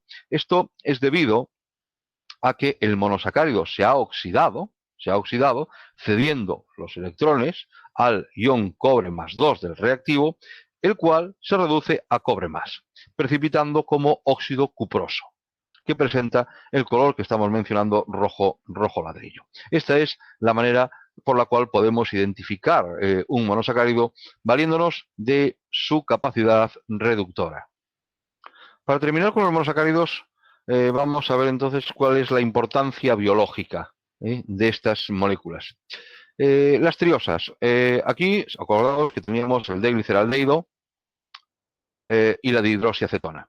Bien, pues tanto el D-gliceraldehído como el gliceraldehído 3-fosfato, tanto la dihidroxiacetona como la dihidroxiacetona fosfato, se forman en procesos importantísimos como son la respiración celular o como es la fotosíntesis. Las pentosas. La D-ribosa, en su forma beta, forma parte del RNA, es decir, del ácido ribonucleico, y de otras moléculas de vital importancia en la biología del ser vivo, como puede ser el ATP. Un derivado, la D2-desoxirribosa, también en su forma beta, forma el DNA, o sea, forma parte del ácido desoxirribonucleico. La D-ribulosa, en la forma de la D-ribulosa 1,5-difosfato, desempeña una importante función en la fotosíntesis, pues es la que se va a encargar de fijar el CO2 del aire. Y ya las hexosas, la D-glucosa, bueno, pues es el combustible celular por excelencia, ¿no? Significa que las células utilizan la glucosa para extraer energía, la energía que se acumula en sus enlaces mediante procesos de oxidación, que es lo que se llama la respiración celular. Las células van a utilizar toda esta energía para llevar a cabo sus funciones vitales. En los animales, la glucosa se encuentra en estado libre en la sangre, aproximadamente 1 gramo por litro en el hombre. En los vegetales, la glucosa se forma en el proceso de la fotosíntesis, cuya ecuación es inversa a la respiración, la tenéis ahí en la figura. La glucosa en los vegetales se encuentra en estado libre, en las frutas, sobre todo en las uvas. La mayor parte de los oligosacáridos y los polisacáridos se van a formar a partir de esta molécula de glucosa o de sus derivados, ¿vale? Y otras hexosas importantes, tenemos, por ejemplo, la D-galactosa, no se encuentra en estado libre, forma parte de otros glúcidos, del azúcar de la leche o lactosa y de polisacáridos más complejos, ¿vale? Y también tenemos la D-fructosa, que es el azúcar con mayor poder edulcorante, se encuentra en estado libre en las frutas, en la miel, y forma parte también de lo que es el azúcar de mesa o la sacarosa, ¿vale? Bueno, pues entonces hasta aquí el tema de los monosacáridos dentro de los glúcidos. Acordaos de que ya veis la amplitud que tiene desarrollar únicamente los monosacáridos, y por eso partimos en tres. Ahora la grabación siguiente será sobre los oligosacáridos. Bien, llevo más o menos hora y media de video, entonces voy a tratar de apresurarme. De igual manera, tendré que publicarles más en el Classroom, puesto que son temas muy variados, son muy amplios, ¿sí? A continuación voy a ponerles un video que tiene que ver precisamente con lo que mencionaba el video de los carbohidratos que acabo de ponerles. Tiene que ver con precisamente el identificar azúcares reductores. Existe el reactivo de Fehling, ¿sí? Que como decía el maestro en el video, se mezclan dos sustancias, A y B, para hacer el reactivo, y se mezcla con algún líquido que presuntamente tenga algún azúcar reductor.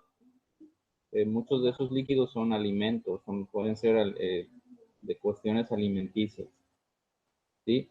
También existe otro reactivo, otra forma de ver azúcares, en este caso de almidón, es la prueba del yodo, ¿sí? Se ponen unas gotitas de yodo, solución de yodo en los alimentos, y si se tornan de color azul oscuro o negro, da positivo a almidón, ¿sí? Que es un polisacárido, ¿sí? Se puede hacer en distintos alimentos, tanto frutas, verduras, etcétera.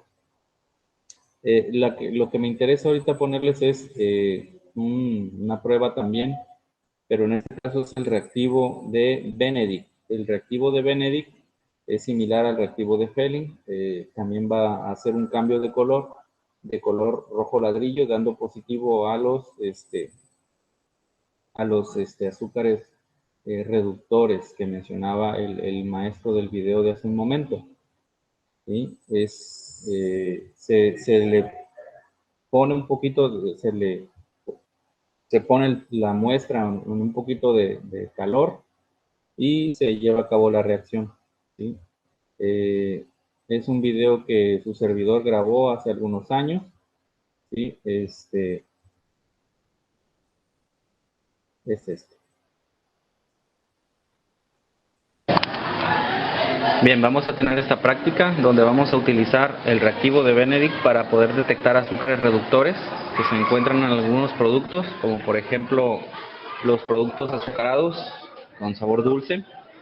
Hay que recordar que los azúcares reductores son los que son monosacáridos, como el caso de la fructosa, de la glucosa, entre otros que son también monosacáridos. Se les llama reductores porque su grupo funcional carboxilo, que se descompuso para unirse con el hidroxilo del carbono, con el carbono 1 para formar un nuevo grupo hidroxilo. Ese es el átomo que se le llama anómero. Entonces es el que tiende a reaccionar. En el caso de un disacárido, como por ejemplo el azúcar de mesa, no reaccionaría, puesto que es un disacárido y está ese carbono comprometido, entonces no hace la reacción. Tenemos distintas sustancias, Coca-Cola cero,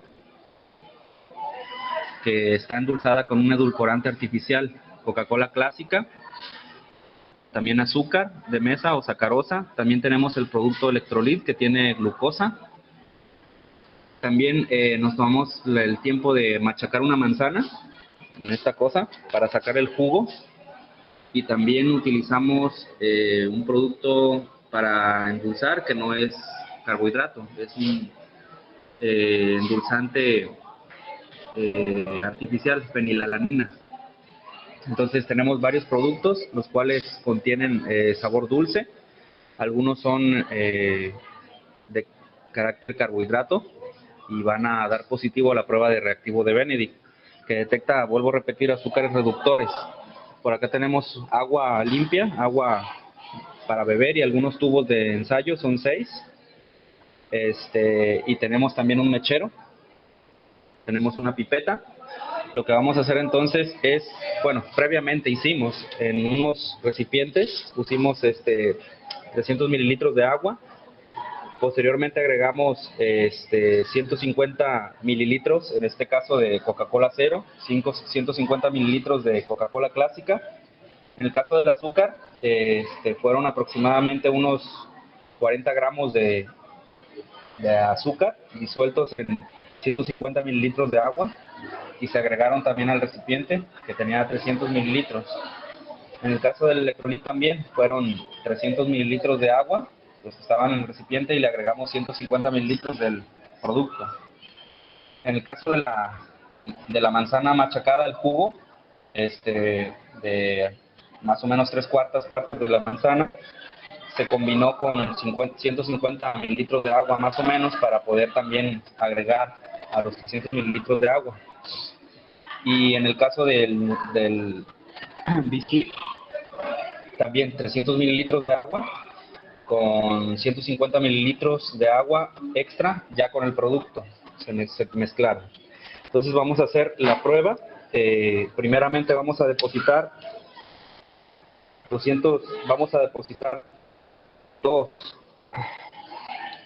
mililitros de agua en cada recipiente. ¿Sí? Posteriormente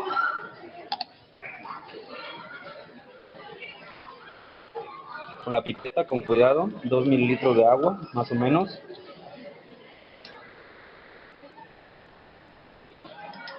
Vamos a suponer que ya lo hizo con los 6, entonces con los primeros 2, primero utilizaríamos el biscuit, utilizaría también con la pipeta, puesto que tiene agua, la podemos enjuagar un poco, la agitamos y se le cae el resto del agua, sumergimos en el recipiente con agua biscuit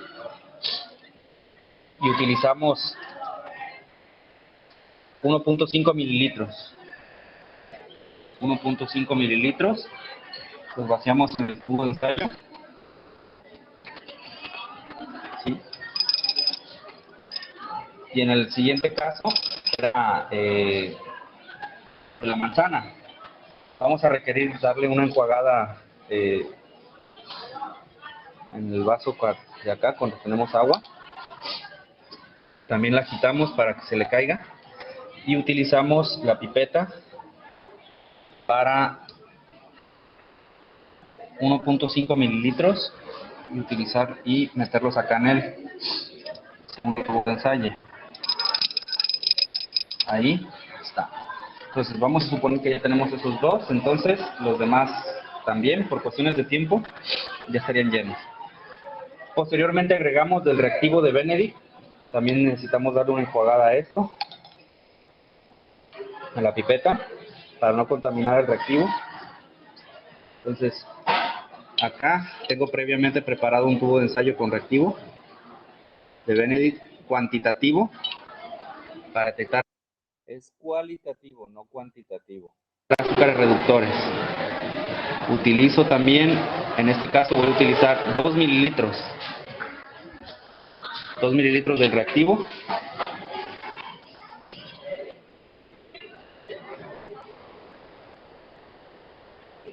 Lo depositamos.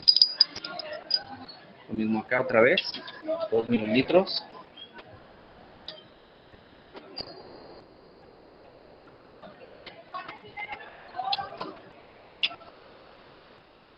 Dos. Acá.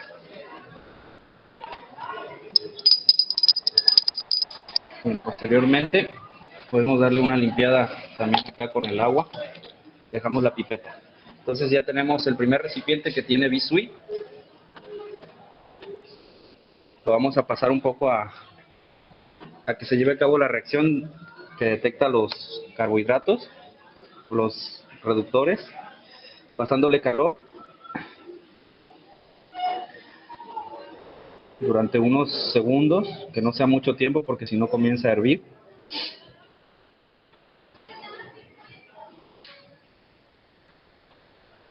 Observamos que de pronto no acontece nada, no hay cambio de color. Normalmente se pondría en un color anaranjado, cobrizo, rojo. Siento en mi mano que incluso empieza a hervir sin que haya cambio. Es debido a que el Bisui, pues es un edulcorante artificial, es fenilalanina. Tiene un compuesto de fenilalanina que es sabor dulce sin ser carbohidrato. En el caso del jugo de manzana, tengo el preparado. También hacemos lo mismo. El jugo de manzana, como muchas frutas, tiene monosacáridos como la fructosa y la glucosa. Entonces este sí tornaría cambio de color.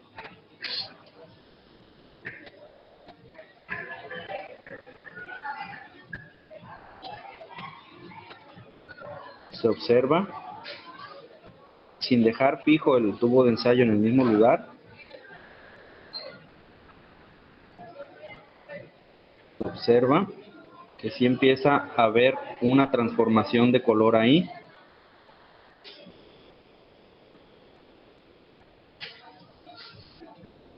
Sí, ahí comienza.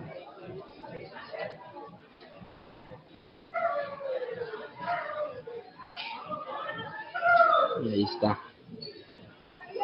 Ahí hay cambio de colores. Entonces está dando positivo a azúcares reductores. En el caso de la manzana, se observan cómo se torna un rojo cobrizo, rojo ladrillo, un color bonito. Después en el electrolit haríamos lo mismo. En el electrolit también ponemos acá 2 mililitros de agua en el tubo de ensayo.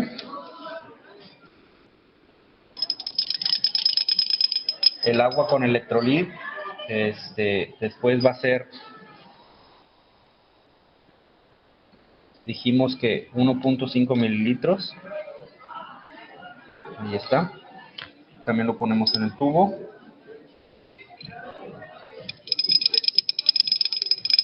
Enjuagamos acá un poquito.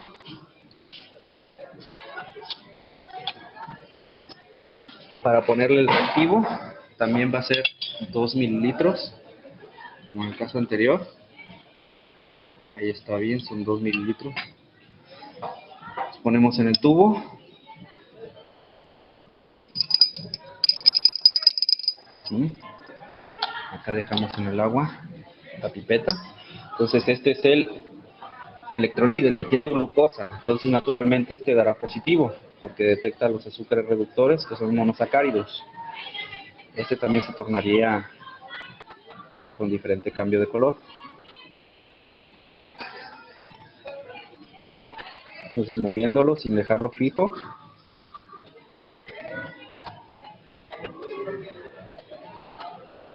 Poco a poco.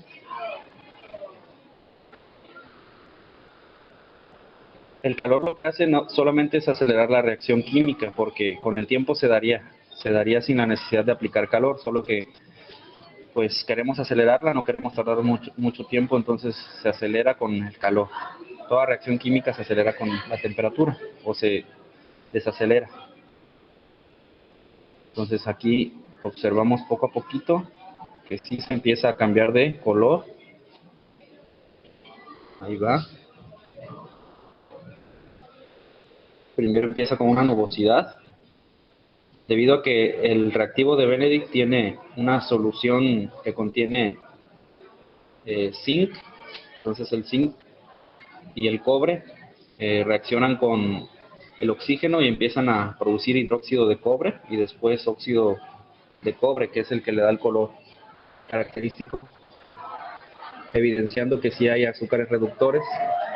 Entonces este también es el electrolit, este sí tiene glucosa, lo dice la etiqueta. Después tenemos el azúcar de mesa.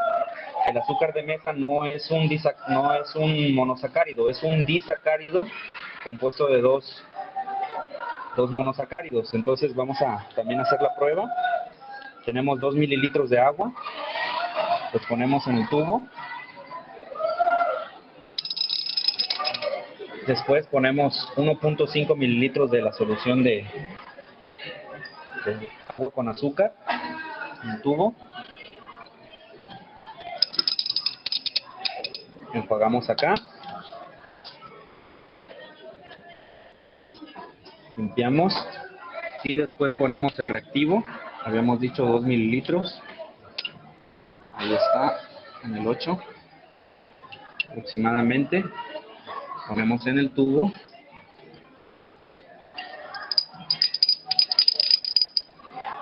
Ponemos la pipeta en el agua.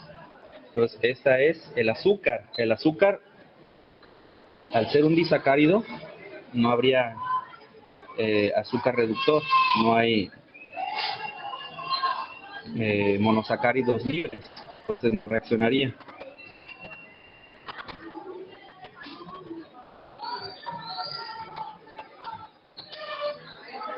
¿Sí?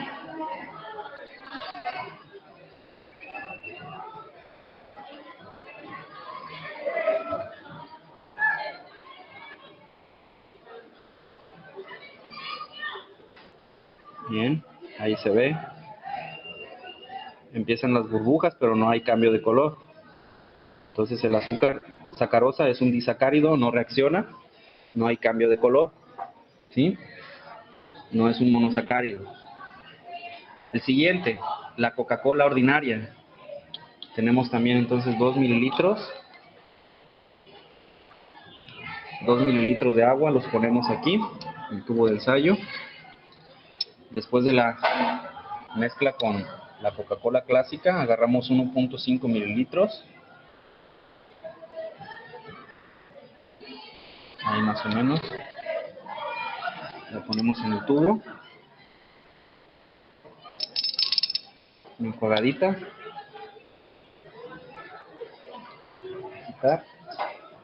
El reactivo, 2 mililitros.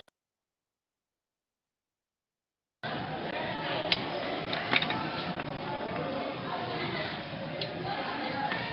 está. Ponemos en el tubo. Entonces, descansamos la pipeta en el agua. Esta es la Coca-Cola clásica. ¿Sí? La Coca-Cola clásica utiliza un jarabe de alta fructosa. ¿Sí? Evidenciando, ahorita habrá cambio de color, evidenciando que efectivamente contiene azúcares reductores o monosacáridos.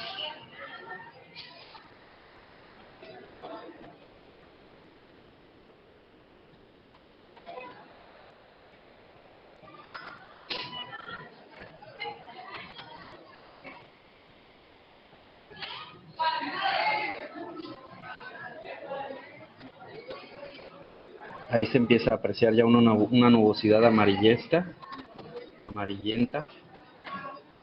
Ahí empieza a ver entonces el cambio de color. Se empieza a formar el hidróxido de cobre y después óxido de cobre. Ahí está el cambio de color, evidenciando de que sí tiene azúcares reductores de la Coca-Cola clásica. Tiene jarabe de alta fructosa. Sí, la fructosa sigue una ruta metabólica diferente a la de la glucosa, tiende a formar grasa. No se absorbe como energía rápida, sino va a depositarse como grasa. Por último tenemos la Coca-Cola cero. También tenemos nuestros 2 mililitros de agua, los ponemos en el tubo. Después agregamos 1.5 mililitros de la Coca-Cola diluida.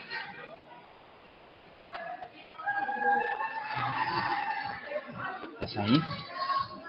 Ponemos en el tubo. Enjuagamos. para contaminar el reactivo después. Y usamos 2 mililitros. Ahí está. Con la Coca-Cola 0. Usamos la pipeta. Entonces hacemos la prueba de reactivo de Benedict con Coca-Cola 0, que tiene un edulcorante artificial que es, un momentito más lo vemos, no me acuerdo si es aspartame o es fenilalanina.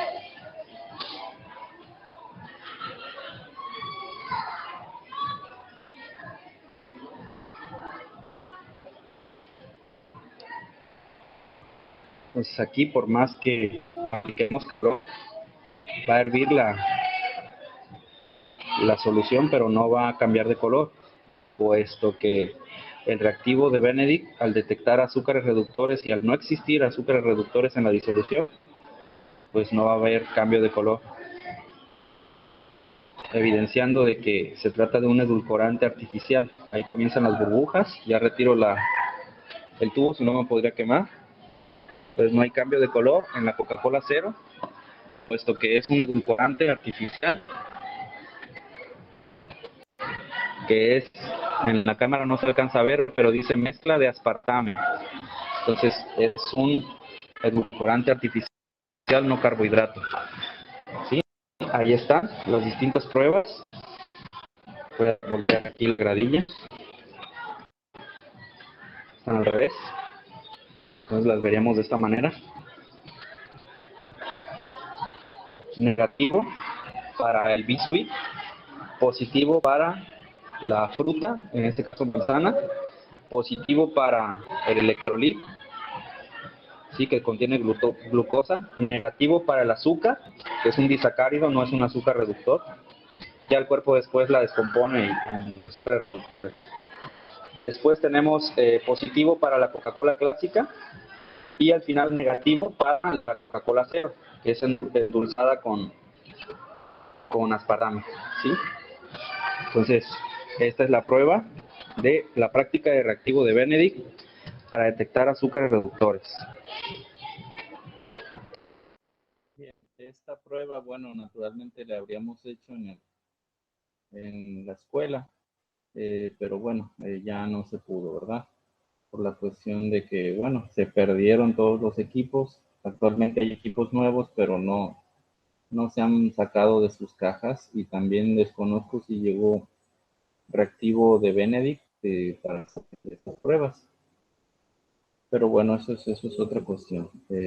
Voy a finalizar ya entonces esta videograbación. Voy